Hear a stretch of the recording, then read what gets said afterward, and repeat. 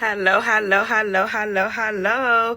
Welcome, guys. Welcome back to my page and my channel. I'm Chosen 1444 Healer, and I'm back with another daily message topic. Okay, so today I want to get into basically is a topic on what is an ego death. Okay, so ego death basically is something that happens to a human while having a human experience after literally having a spiritual awakening. So after the spiritual awakening, immediately comes the ego death, right? So what is the ego? Ego is basically like a form of some type of self-esteem that all souls, when reincarnated, actually develop just to survive through the earthly realm. Okay, so basically, it's like a sense of identity. It's also like a belief system where it's like, okay, this is how I'm going to get by life by behaving in this manner or having these type of beliefs about self. Okay, so whether you feel like you're in this type of level where it's like when it comes to pride, where you carry yourself a certain way so people don't violate that part of you, or you carry yourself this level because you don't want to get involved. So some people have lower sense of egos where it's like where they may feel like being a certain way actually prevents them from getting into altercations.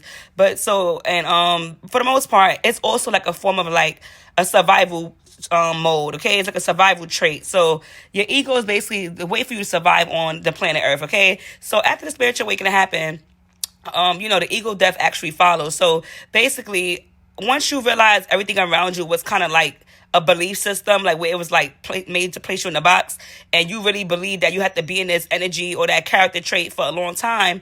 After the awakening, you realize that the whole time that sense of self was false. So the ego death is basically like that sense of self that you believed to be true to who you really were was never really who you were the whole time. You probably was just in a survival state. Rather, it's like you carry yourself a certain way just because you had to survive. You know what I'm saying? So nobody came at you or charged at you. So you carried yourself in that way so you could get by in life. So once the ego dies, basically, right after the spiritual awakening, that's when the human actually has to sit back and rewind their whole life and think like, okay, so who the heck was that the whole time? So you realize that the whole time that the ego was not really your true self. Your true self is your spiritual self, your soul self. So who you really are within, not what you portray just to survive. So say basically if you walked around like, for example, as a tough guy or a tough girl, right?